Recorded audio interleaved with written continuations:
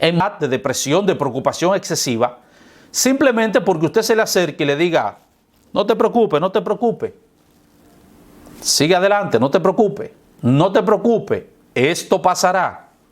Es muy difícil que una persona salga de un estado de ansiedad, en un estado de pánico, de depresión, porque usted le diga esas palabras. Así que Jesús da un paso más adelante y por eso no solamente se limita a dar un mandamiento negativo aquí, no solamente se limita a dar una prohibición, no se afanen, no se preocupen, sino que ahora Él dice, la manera como ustedes van a dejar de preocuparse es cuando ustedes aprendan a pensar bíblicamente, cuando ustedes aprendan a pensar correctamente. ¿Y cómo el Señor Jesucristo hace eso? Bueno, el Señor Jesucristo hace eso por medio de una pregunta que debe llevarnos y que debe movernos a nosotros a reflexionar profundamente. No te preocupes, dice Cristo, por tanto os digo, no os afanéis por vuestra vida que habéis de comer, ni por vuestro cuerpo que habéis de vestir. ¿No es la vida más que el alimento y el cuerpo más que el vestido? Lo que el Señor Jesucristo está diciendo es, piensa correctamente, piensa lógicamente. ¿Qué es más importante? ¿La vida o el alimento que la sostiene? Cualquiera persona sensata obviamente va a responder que la vida es un don más importante, que es un don más extraordinario que el alimento que nosotros ingerimos para sostener esa vida. Y ahora lo que el Señor Jesucristo te está preguntando es, ¿quién te dio la vida?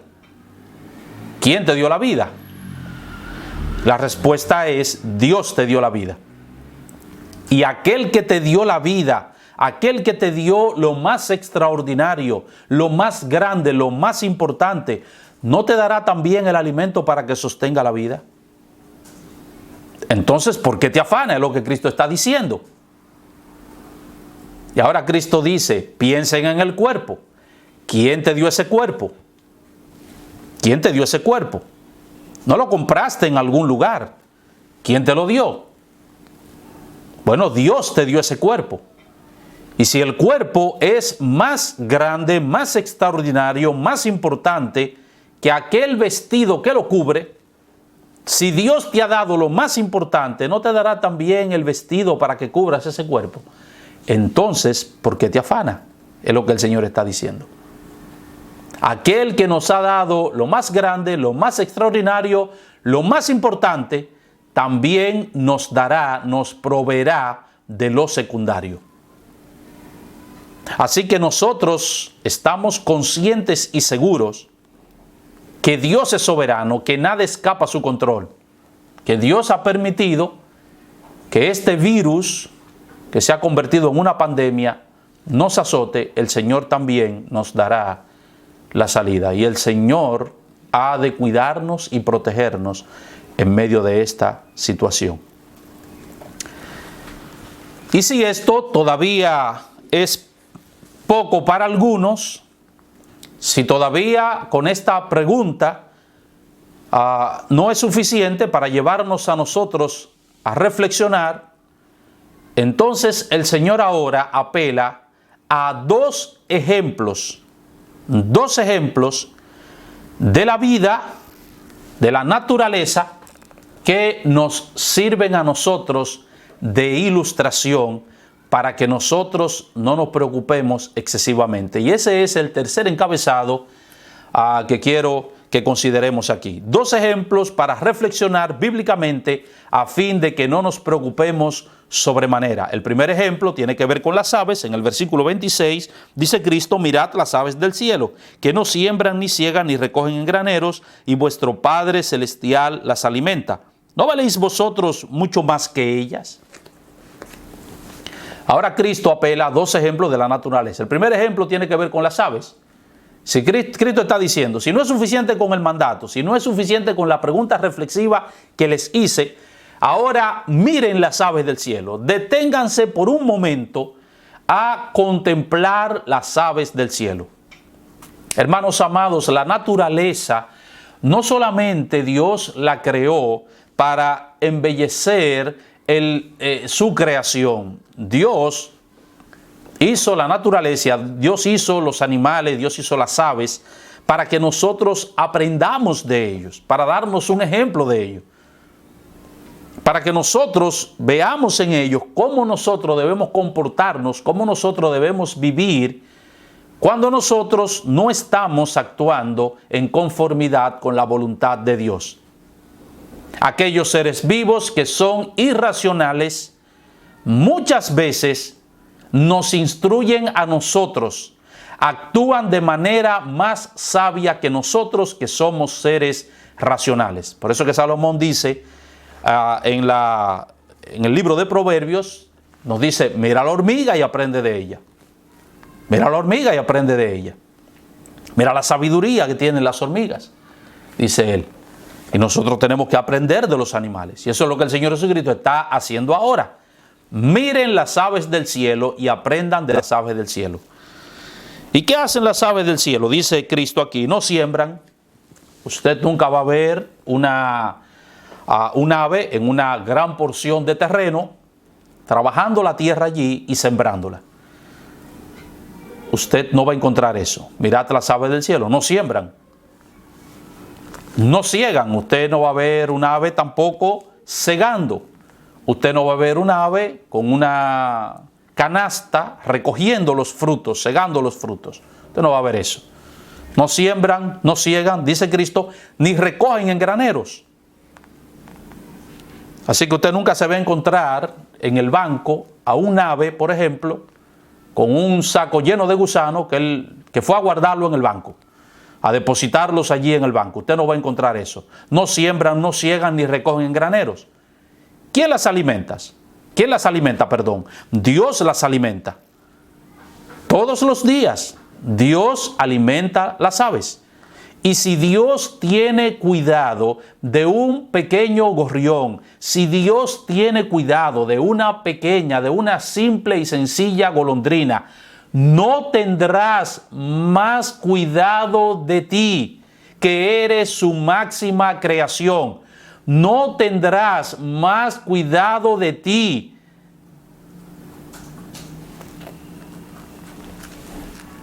Aquel por quien Dios envió a su Hijo a morir en una cruz en el Calvario. Entonces, ¿por qué te preocupa sobremanera? ¿Por qué te preocupa sobremanera? Los animales, las aves, no andan alborotados como andamos nosotros los seres humanos debido a esta pandemia. Y algunos quizás dirán, bueno, pastor, lo que pasa es que eso no afecta a los animales. De todas maneras, Dios, y de alguna forma Dios los cuida y Dios los protege. Nosotros tenemos que aprender de ellos.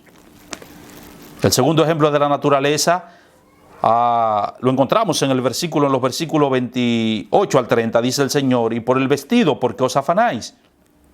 Considerad los lirios del campo, cómo crecen, no trabajan ni hilan. Pero os digo que ni aun Salomón con toda su gloria se vistió así como uno de ellos. Y si la hierba del campo que hoy es y mañana se echa en el horno, Dios la viste así, ¿no hará mucho más a vosotros, hombres de poca fe?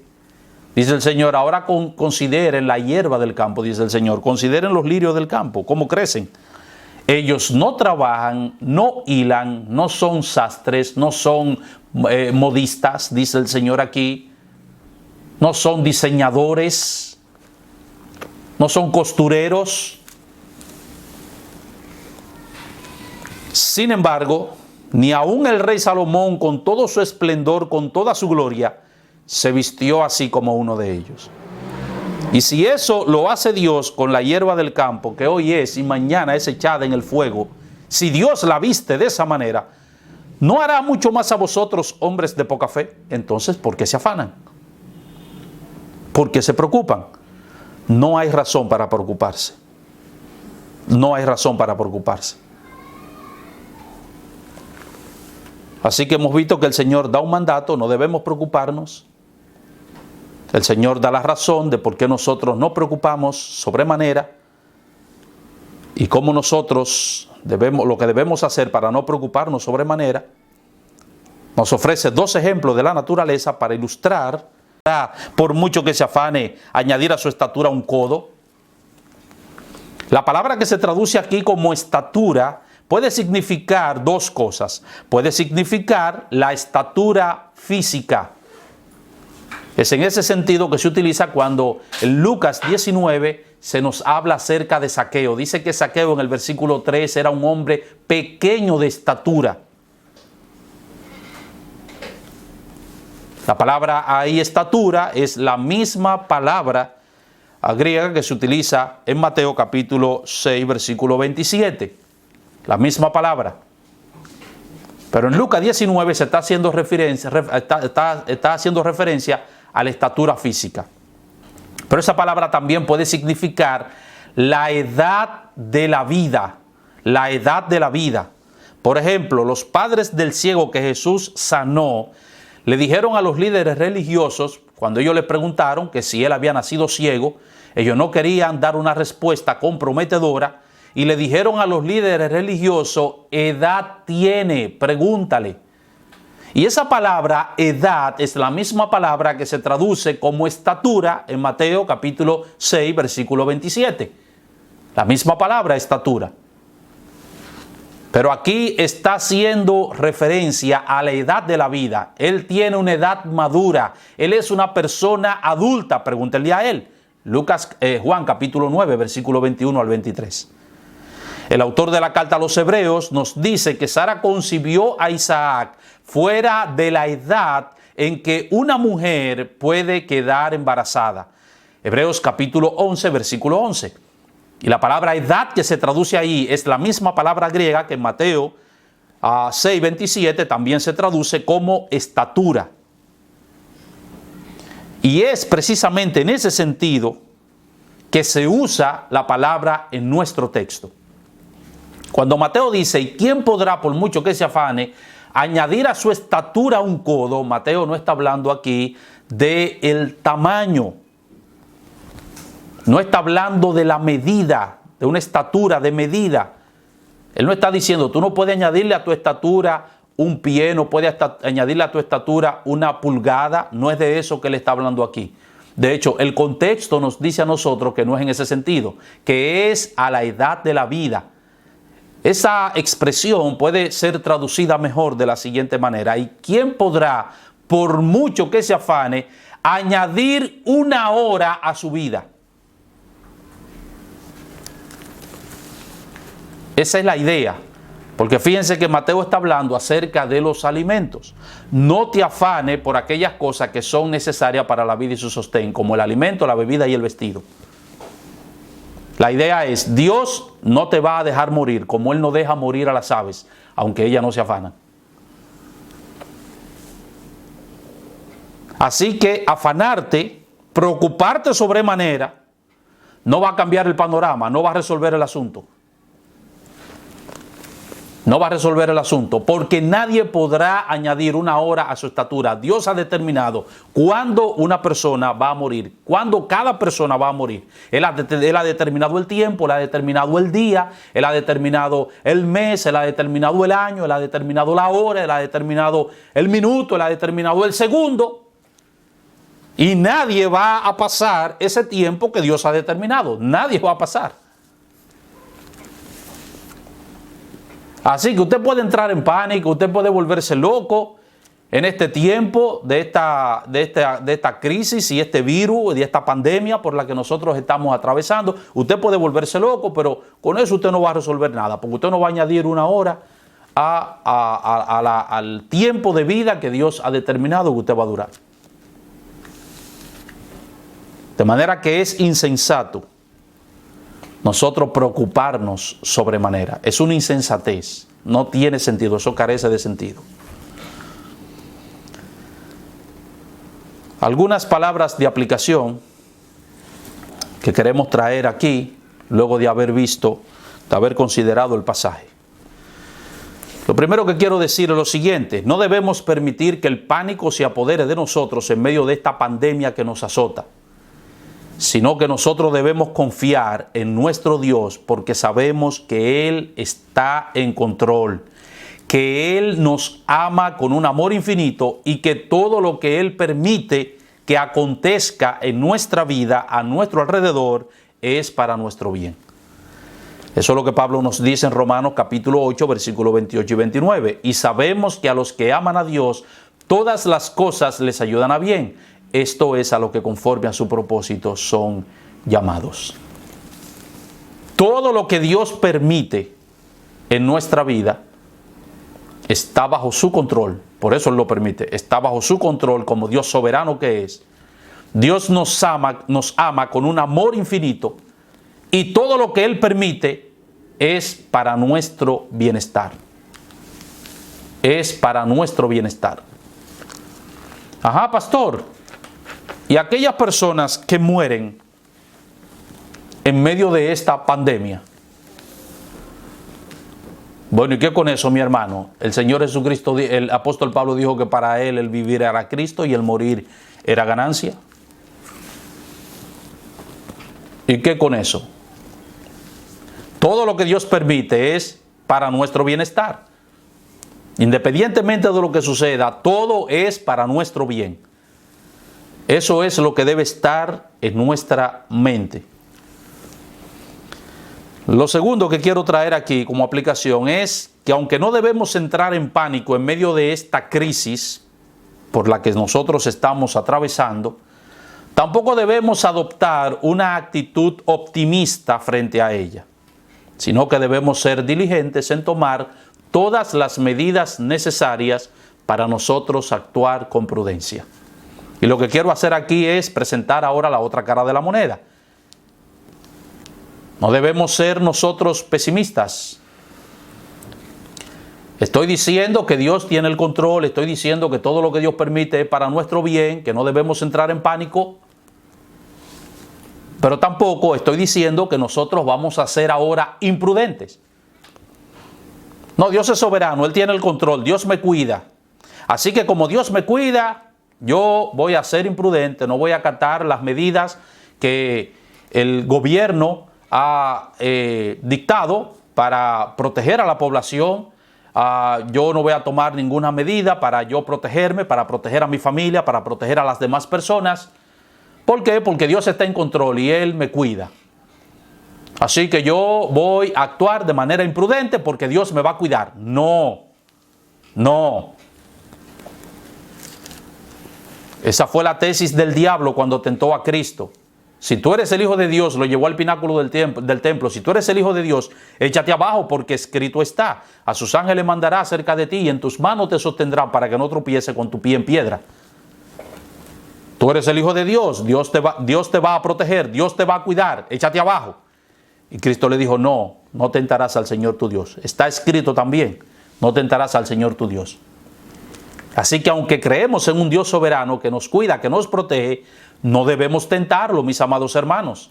Debemos ser prudentes, debemos tomar todas las medidas necesarias. Las medidas de higiene, la medida de precaución, no estar en la calle, no salir innecesariamente, permanecer en nuestras casas con nuestra familia, no permitir que nuestros familiares salgan si no es necesario. Si tenemos que salir por alguna razón obligatoria, cuando lleguemos a nuestras casas, lavarnos bien, en la calle también, tener cuidado con el contacto con las personas y todo lo demás. Tenemos que ser prudentes. Y finalmente, aprovechemos este tiempo de aislamiento obligatorio para cultivar una buena relación con Dios, reavivar la adoración a Dios en el altar familiar, disfrutar del compañerismo con nuestra familia, testificar a los incrédulos y alentar a los hermanos a través de los medios electrónicos.